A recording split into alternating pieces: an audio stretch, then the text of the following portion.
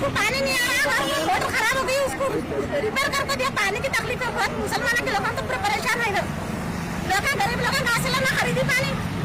ಧಿಕ್ಕಾರ ಧಿಕ್ಕಾರ ಧಿಕ್ಕಾರ ಧಿಕ್ಕಾರ ಧಿಕ್ಕಾರ. ನಮ್ಮ ಊರ ನೀರಂತೂ ನಮ್ಮ ಊರಾಗ 2 ತಿಂಗಳ ನೀರಿಲ್ಲ.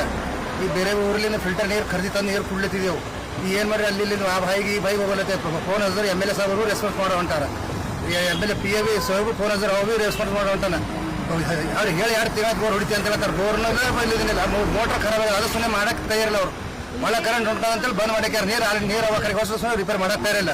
ಬೇಸಿಗೆಯಲ್ಲಿ ನೀರು ಕೊಡುವ ಅಧಿಕಾರಿಗಳಿಗೆ, ಬೇಸಿಗೆಯಲ್ಲಿ ನೀರು ಕೊಡುವ ಅಧಿಕಾರಿಗಳಿಗೆ, ಮಹಾನಗರ ಪಾಲಿಕೆ ಆಯುಕ್ತರಿಗೆ, ಮಹಾನಗರ ಪಾಲಿಕೆ ಆಯುಕ್ತರಿಗೆ ಸುಮಾರು 25-30 ದಿನ ಆಯ್ತು ರೀ. ಏನೇನು ಪ್ರಾಬ್ಲಮ್ ಅದ. ಸೊ ಆ AW ಅವ್ರಿಗೆ ತಿಳಿಸಿದೆವು, JA ಅವ್ರಿಗೆ ತಿಳಿಸಿದೆವು. ಅವ್ರು ಯಾರು ರೆಸ್ಪಾನ್ಸ್ ಮಾಡ್ತಿಲ್ಲ ಕರೆಕ್ಟಾಗಿ. MLA ಸಾಹೇಬ್ರಿಗೆ ಹೇಳಿದೆವು ಹೊಸ ಬೋರ್ ವ್ಯವಸ್ಥೆ ಮಾಡ್ರಿ. ಇಲ್ಲಿ ಆಲ್ರೆಡಿ 1-2 ಬೋರ್ ಇದಾವ್ರಿ. ಅವು 2 ಬೋರ್ ಇರ್ಲಕ್ಕಾಗಿ 1 ಬೋರ್ ಸುಟ್ಟೋಗ್ಯದ. 1 ತಿಂಗಳ ಸುಟ್ಟೋಗಿ.